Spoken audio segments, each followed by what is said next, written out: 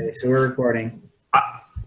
All right. Well, so for the first question of why is this company so successful, I think the main reason that they've been so successful is that their core strategy has always been their core strategy, which is being a price leader. They've adopted that generic strategy of leading in price for a wide variety of products, and they have focused on that through every other iteration of strategy that they've had as they've grown. They continue to focus on that low price, which has continued to bring in customers. And as they've gone through various levels of growth, they originally started out in places where they didn't have any competition, and by the time they were getting more competition, they'd already established such a dominant footprint that the competitors just didn't have the opportunity to get in there with the same level. And then as they've grown, they've been so successful because by being a huge company, they've been able to negotiate hard and set up, really favorable terms for all of their distribution that other people in the same place, in the same market can't compete with. As far as why others haven't been able to successfully duplicate their strategy, I think a lot of it goes to the very early days of Walmart. They started from a very early onset of establishing a solid network of distribution channels and a supply chain management system, where today, even in 20 years ago, they had a massive network where they were spending millions and millions of dollars on making sure that they had solid information to track the inventory levels of sales, the different merchandise that they had in their stores. Because they did this from the very early beginning, it would be extremely difficult for another company to come in and build something that would even come close to matching Walmart's distribution networks as well as their information systems, simply because of the equity that was required.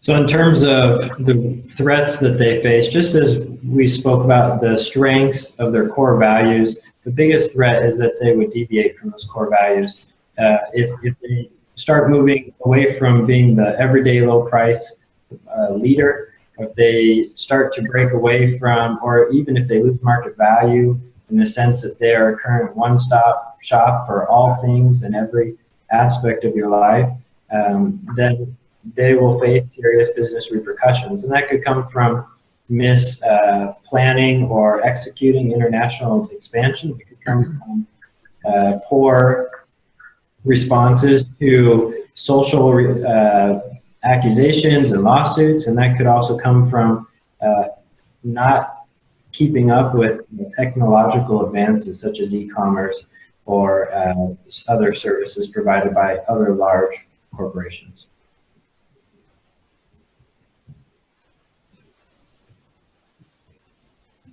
Brian, you're on mute.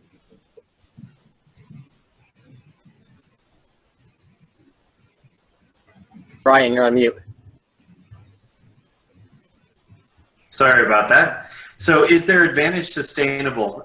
This is it seems to be a very simple question at the front, but in all honesty, it can be very, very involved. They have a very, very huge advantage at this point. They're twice as big as their competitor in all markets. But at the same point, if they don't continue to reinvest in their betterment and continuing to grow technologically and with the markets and market trends, then they would become insolvent at that point. But yes, currently under the culture that they have,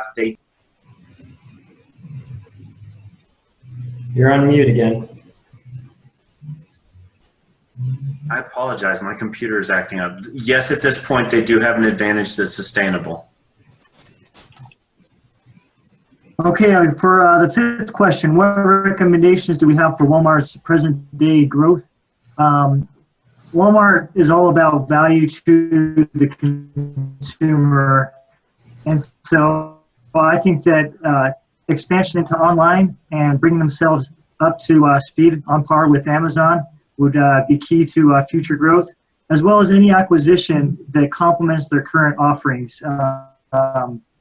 Further services such as possibly health clinics, looking into new markets, Another big one that we discussed was providing grocery pickup at more stores. Also, potential delivery with Uber and other services in that nature.